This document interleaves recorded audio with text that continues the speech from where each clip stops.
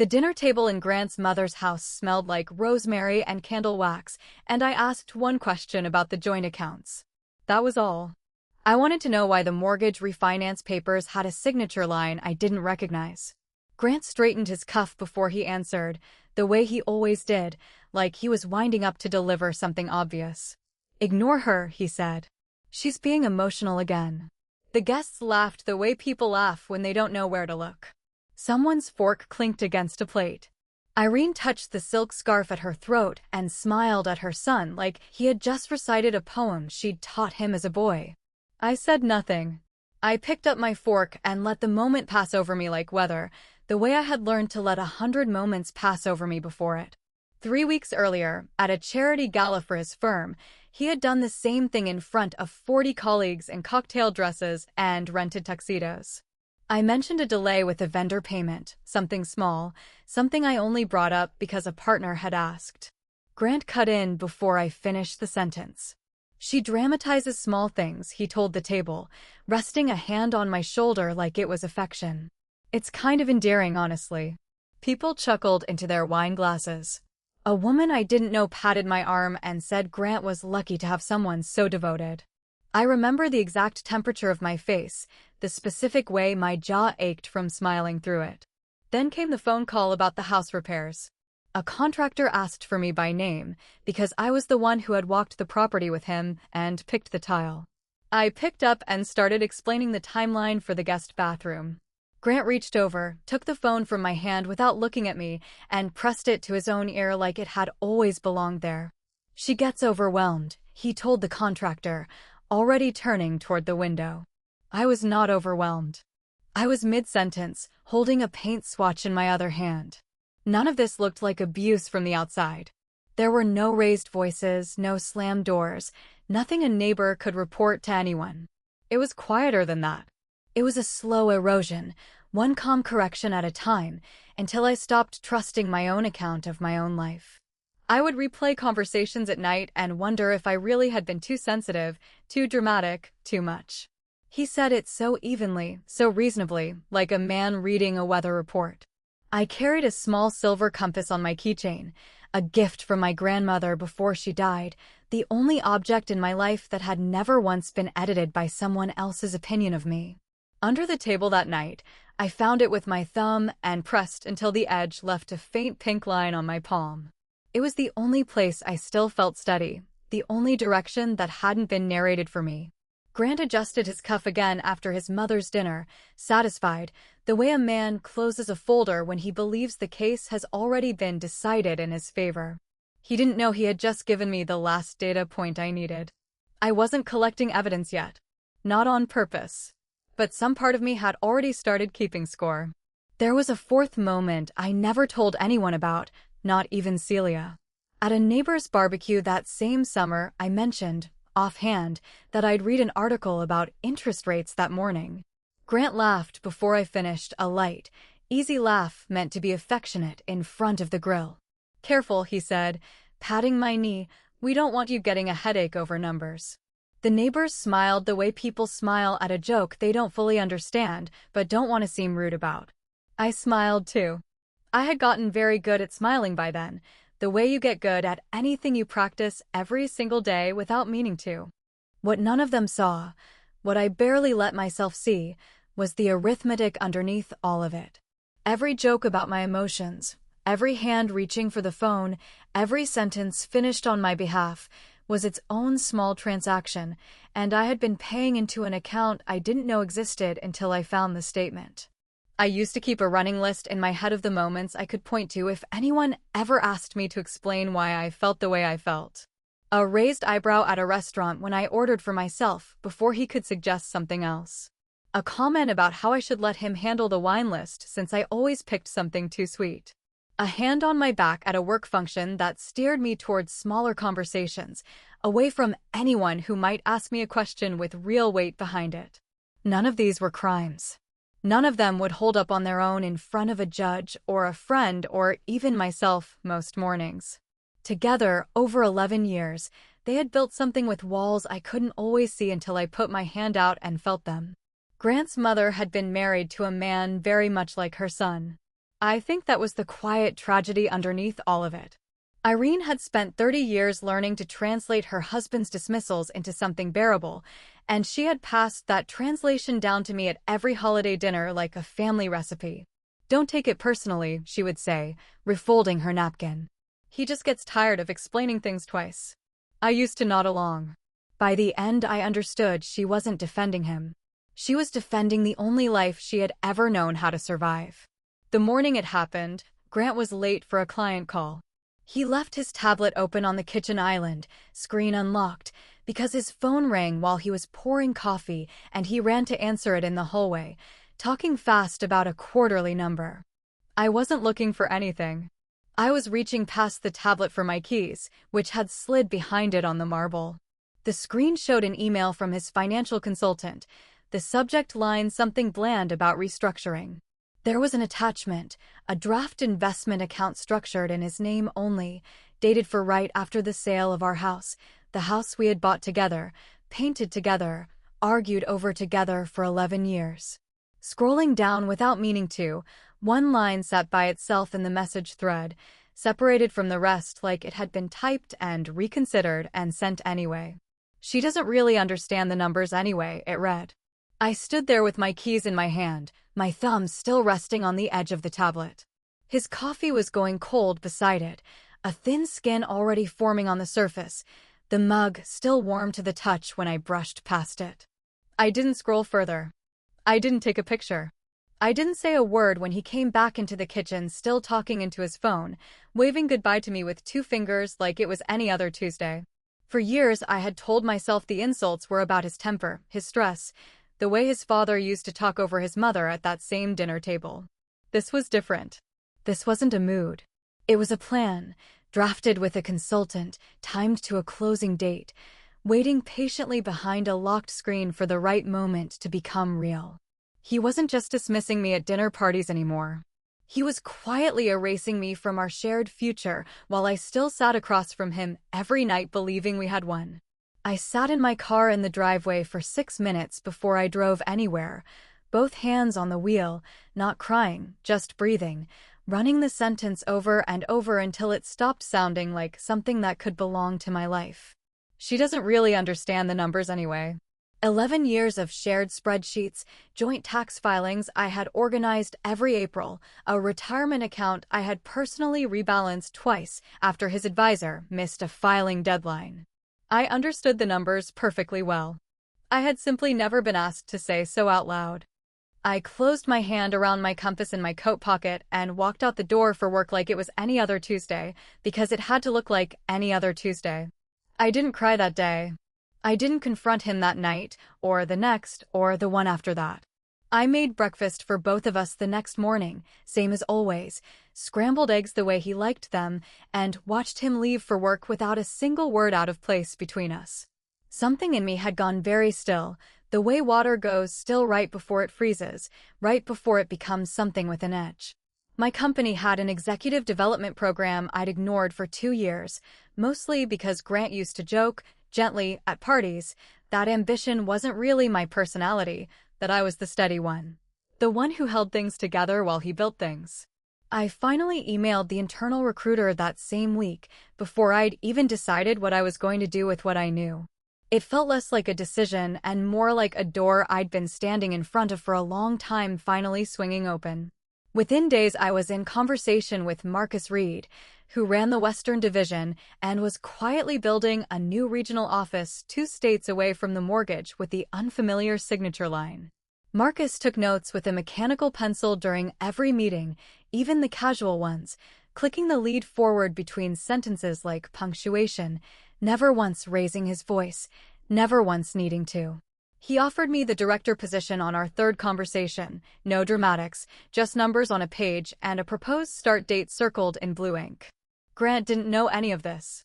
The negotiations looked, from the outside, like ordinary calendar meetings, the kind he never asked about because he never thought my calendar mattered enough to ask about.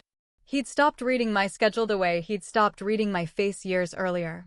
I signed the contract in Marcus's office on a Thursday afternoon, the blinds half open, traffic humming faintly below us. He clicked his pencil once, slid the folder toward me across the desk, and said the paperwork would move quietly through payroll until the transition became official. My salary wouldn't show up anywhere our joint accounts could see it, not yet, not for months. Nothing to notice. Nothing to explain over dinner. Nothing for him to correct. I opened a separate account that same week at a bank Grant had never used, walking in on my lunch break in the clothes I wore to the office. Nothing that would draw a second look. The new salary wouldn't land for another 2 months, so nothing in our shared finances would shift in the meantime. I watched the balance sit at 0 for weeks, waiting, patient the way I had become patient. Finding an apartment took longer than the contract had. I toured places on my lunch breaks, small one-bedrooms with good light, places that had nothing to do with Grant's taste in furniture or Grant's opinion of neighborhoods. I used my coworker Vanessa Cole's office address for anything that needed to be mailed because most paperwork arrives at a workplace and nobody questions it twice. Vanessa set her coffee mug precisely on a paper napkin every single time she sat at her desk, even when the surface beside her was already spotless, like she couldn't stand disorder she could still control with her own 2 hands. She never asked why the envelopes kept arriving with my name on them and a return address she didn't recognize. She just handed each one to me with a small nod and went back to her spreadsheets, and I loved her a little for that, for the not asking. Most of my mail went to the office anyway, because Grant had stopped checking what came through our front door years ago. He assumed that part of our life, like most parts, ran itself without him, the way he assumed most things about me ran themselves without him. I started meeting Celia Brooks, a family law attorney a former colleague had recommended in passing, years before I ever thought I would need one. Every time she opened her folder across the small round table at the coffee shop we met at, she squared it against the edge first, corners perfectly aligned, before she'd let herself look up and meet my eyes. It was a small ritual, almost nothing, but I found myself waiting for it each time, the way you wait for a metronome before you start to play. Celia walked me through what a quiet, well-documented exit would require. Financial records. Screenshots, taken carefully, dated, backed up somewhere he would never think to look. Timelines. She never once asked me to explain why I wanted out, never once made me perform my own pain for her approval. She only asked what I could prove, and I found that question, oddly, to be the kindest one anyone had asked me in years. Somewhere in those months I noticed I had stopped defending myself at home. I stopped arguing when Grant corrected my version of events in front of people at dinners and barbecues and his mother's endless Sunday brunches. I stopped explaining why I'd been late, why I'd made a certain choice, why I felt the way I felt about a comment he'd made 3 days earlier that he'd already forgotten. The explanations had always been for him, offered up like tribute. I didn't need to pay it anymore. Grant noticed the silence before he understood what it meant. He started asking more questions at dinner, small ones at first. What did you do today? Then pointed ones about my schedule. Who is Marcus? Why do you keep meeting with HR? He began checking the shared calendar app we barely used, scrolling through it on his phone while pretending to check the weather over his coffee. One night he asked, almost gently, almost like the old Grant from before we were married, if something was going on at my job that I wasn't telling him about. I told him work had gotten busier. It wasn't a lie. It was just not the whole truth, the way most of what he'd told me for years hadn't been the whole truth either. He straightened his cuff less often that season. I noticed that too, filed it away the way I filed everything now, quietly, without comment. I think some part of him understood, without being able to name it, that the ground under him had shifted while he was busy planning his own quiet exit from our marriage. He just couldn't see which direction I was walking in. He had stopped noticing which way I walked years before this. One evening, near the end of that quiet stretch, Grant came home early and found me on the phone in the kitchen, my voice low, the apartment listing still open on my laptop screen behind me. I closed the laptop with one hand and kept talking to Celia about an unrelated errand, a fake appointment I'd invented for exactly this reason. He asked who I was talking to. I told him the dentist's office, and he nodded and went to change out of his suit, and I stood there afterward with my heart going hard against my ribs. grateful for the first time that he had never once asked to see my calendar himself. Celia had warned me this would happen, the near misses, the moments where the whole plan balanced on a single sentence delivered evenly enough. She told me control wasn't about never being caught. It was about never needing to explain yourself when you were. There was one meeting with Celia I still think about more than the rest. She asked me, plainly, without any judgment in her voice, whether I was doing this to punish him or to protect myself, because the paperwork would look different depending on the answer. I sat with that question longer than I expected to. I told her the truth, that I didn't want revenge anymore. Not really. That revenge would have meant staying and making him suffer for it in small daily ways, the way he had done to me. What I wanted was simply to be gone, cleanly, on my own terms, with proof in hand so nobody could ever again tell me my own memory of my own marriage was exaggerated. Celia nodded once and wrote something in her notes, and I never asked what it said, and it never mattered, because from that point forward every document she drafted read exactly like the answer I had given her. By the 8th week, my new apartment had a signed lease and a set of keys sitting at the bottom of a bag I kept in my car trunk, wrapped in a scarf so they wouldn't jingle if the bag shifted. I hadn't moved a single box yet. I was still sleeping in the house I'd shared with Grant for 11 years, still nodding along at his mother's dinners while Irene refolded her napkin twice before eating. But I had a door somewhere else now, one that opened with a key only I carried. On weekends, while Grant played golf with men from his firm, I drove to the empty apartment and sat on the floor of the living room with a cup of coffee. No furniture yet, just sunlight moving slowly across bare hardwood. I didn't bring anything there. I wanted it to start clean, the way a page starts clean before anyone writes on it. Some Saturdays I stayed for an hour. Some Saturdays I stayed until the light changed twice. I picked out a small round table for that apartment, nothing like the long formal one at Irene's house, nothing built for an audience. I imagined eating breakfast at it alone, saying whatever I thought out loud to an empty room without anyone reaching over to correct the shape of the sentence. It felt strange to want something so small so badly. Grant's suspicion kept climbing in small increments that never quite added up to a full question. He asked once if I was seeing someone, not angry, just curious, the way he might ask about a work project. I told him no, and it was true, and I watched him decide to believe me because the alternative required him to look somewhere he didn't want to look. He had built his entire understanding of me around the idea that I needed him to interpret my own life for me. It never occurred to him that I might be doing something on my own terms, quietly, confidently, without asking his permission first. The morning I signed my final paperwork with Marcus, initialing each page while he clicked his pencil in the silence beside me, I rode the elevator down alone afterward. Somewhere between the 9th floor and the lobby, I caught my reflection in the brushed steel doors and realized I was smiling, fully, openly, for the first time in longer than I could remember. I didn't try to stop it. There was no one there to correct my face. 6 weeks later, Grant and I sat across from each other in a conference room at Celia's firm, the city skyline gray and flat through the windows behind him. He believed we were finalizing the sale of the house, a routine step before splitting the proceeds the way he'd already planned, quietly, in his own name, in an account with a draft that had once glowed on an unlocked tablet in our kitchen. Celia squared her folder against the table edge one last time before opening it, the sound of the cover lifting almost too quiet to hear. The documents came up on the presentation screen behind her so both sides could read the same lines at the same moment. No confusion later about who had seen what and when. Grant leaned forward in his chair, expecting closing figures on a real estate deal, a number to nod at and sign beneath. I spoke before he could ask a single question. "This isn't the sale agreement," I said. "These are divorce filings." The room went very quiet. On the screen behind me were the numbers from his consultant's email, the investment account in his name only, dated for right after the house closed. Months of transfers sat laid out in a timeline anyone in that room could follow with their finger. Irene reached for her scarf and tightened it around her neck like it might hold something in place.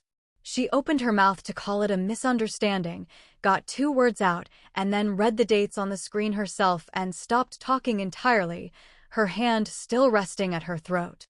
Grant looked at the documents, then at me, then back at the screen. He was searching for an argument that wasn't there. There had only ever been the appearance of one, built out of cufflinks, calm voices, and other people's laughter. For the first time in 11 years of marriage, he had nothing prepared to say. The only sound in the room was paper turning, page after page, as everyone reached the section listing when each hidden account had been opened, and by whom, and how quietly. Marcus's contract sat in my own folder on the table, closed, unnecessary now except as proof that I hadn't waited on Grant's permission to build a life. Celia had wanted it there in case anyone asked how I planned to support myself once the house was gone. Nobody asked. The numbers on the screen had already answered every question anyone in that room was going to raise that day. Grant's lawyer, a young man who had clearly been briefed on none of this, flipped back through the pages twice, as if a third reading might change the dates printed on them. It didn't. Dates rarely change no matter how many times you wish they would. Grant finally looked up from the screen and asked how long I had known. I told him the exact date, the exact morning, the cold coffee and the unlocked tablet, and watched something behind his eyes recalculate the entire length of our marriage in reverse. Every dinner since that morning, every dismissive comment, every straightened cuff, he now had to consider from the other side of the table, knowing I had already been standing in the doorway the whole time. Irene finally spoke again, quieter this time, no longer defending him, just asking whether there was any way to fix this before it went further. Celia answered for me, evenly, professionally, sliding a second folder across the table with a settlement proposal already drafted. There was nothing left to fix. There was only what came next, and the shape of it had already been decided weeks earlier, in a bank on the other side of town, in an apartment with bare hardwood floors, in a folder squared against a table edge, one careful appointment at a time. Grant tried one more time. He kept his voice low, almost gentle, the way he used to sound right before he dismissed me in front of a room full of people who thought he was being kind. "Naomi," he said, "you're just emotional. Let's not do this today." I held my compass in my closed hand under the table, the metal warm now instead of cold, warm from my own skin instead of borrowed steadiness. "That's exactly why I waited until I wasn't," I said. "I signed all of this last week." Grant sat back slowly in his chair, and I watched him understand, all at once, in front of his mother and his lawyer and mine, that he had lost this months before he ever walked into that room. The phrase he'd used on me for 11 years, the one that had excused every dismissal and every stolen conversation, and every hand reaching for a phone that wasn't his, had nothing left to stand on. It just sat there in the air between us, finally empty. I walked out of that building with my compass resting open in my palm instead of pressed shut in my fist. I didn't need to grip it anymore. I already knew which way I was going. I moved the last of my boxes into the apartment 2 weeks later, alone, exactly the way I'd planned it for months. I stood in the middle of the room once everything was in its place and realized nobody in that space was going to correct me, ever, for anything I said or felt or believed about my own life. Staying calm never meant staying silent. Sometimes it just means finishing the story without handing anyone one more word to twist against you later.